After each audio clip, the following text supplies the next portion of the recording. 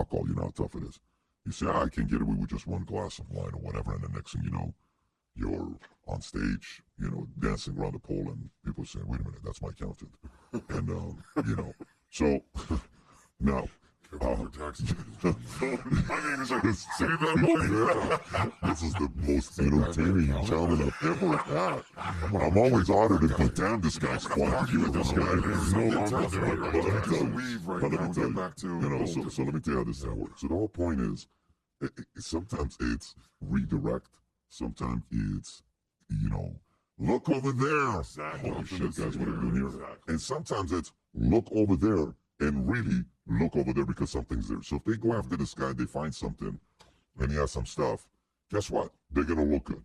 But if they go raid his house and they find nothing, they're going to look just like, what was the guy that did it here? The judge that went after Mar-a-Lago and says, he said, this wasn't Biden. This was my choice. I made the decision to go after president because we had to find out what was going to happen. And they did that to president. So people on the left, that's like, I can't believe he's going after John Bolton. If Trump did this at Biden's house, and they went to Biden's house. Okay, now that's retribution, But if you notice, Trump's been fairly nice to Biden, okay? He's not necessarily been like Obama. Every time Obama was like what? Why, it's what I inherited. It's administration I inherited. It's administration I inherited. And all these liberals get up and they say, well, you don't ever blame the previous one.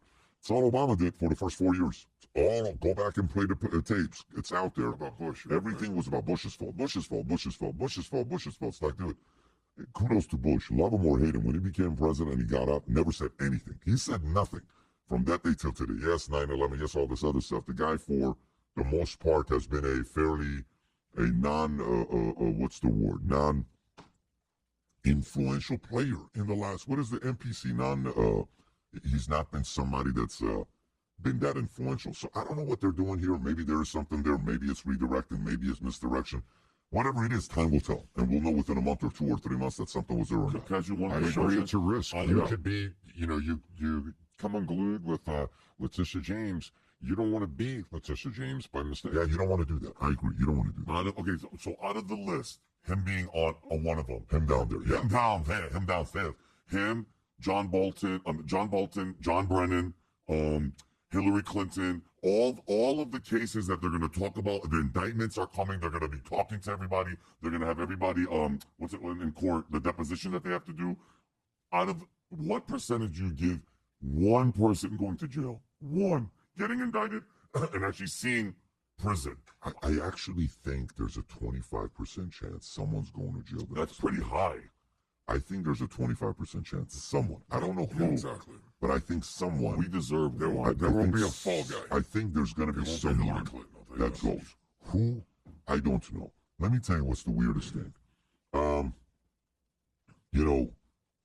had Michael Wolff on the other day.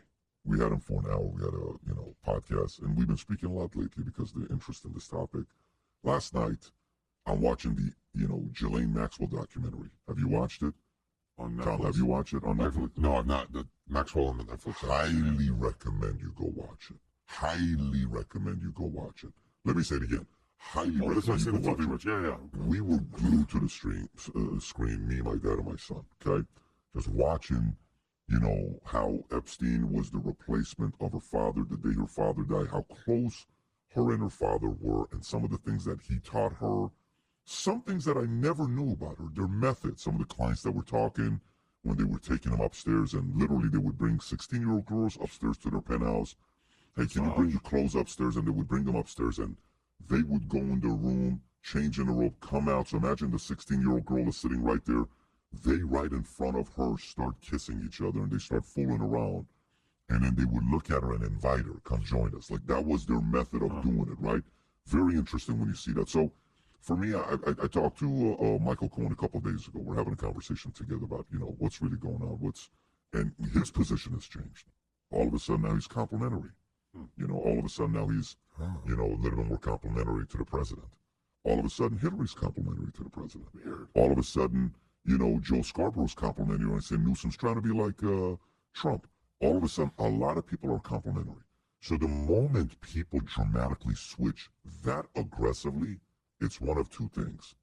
there used to be a song, you know, the head, you know, player in charge. You can replace the player with another word. And, you know, that's the guy today. They either fear him and he has the personality of saying, do something, I will destroy you. Play along, we'll be friends. But I swear to God, if you do something, I will destroy you. And they believe him. There's a big difference when you build a reputation like that. To be who he is today took 40 years of building that reputation in the marketplace. You're feared, you're hated, you're an asshole, and you're comfortable being that person. So you create friends and allies, and some that always know behind closed doors, holy shit, this guy can destroy me if we really wanted to. And so that's his rep. And people are kind of starting to realize maybe this is somebody not to mess with. First thing Tom said is what? You know, F-A-F-O, right? F-around and find out. That's exactly what's going on right now. So, but I will tell you, it's slippery slope if there's nothing there. Yep. You better find something.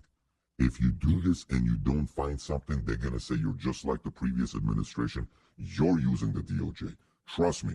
All day today, this happened what time? 7 a.m. It happened 2 hours and 20 minutes ago. Watch how all day today, this is the easiest content for Newsom, Warren, everybody, AOC, Mamdani, everybody on the left is going to say they're using the justice system to go after their opponents. They're using the justice, and this is such an easy layup for the left to run with, and they're going to be doing that.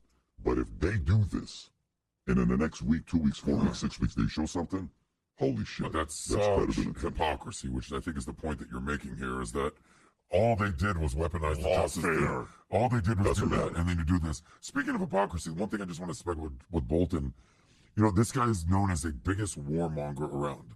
But he never served in the military whatsoever. I think a lot of people are frustrated by people who've never served or are not actual tough guys, have actually never served their country in that capacity, who are calling for war. Trump never served in the military.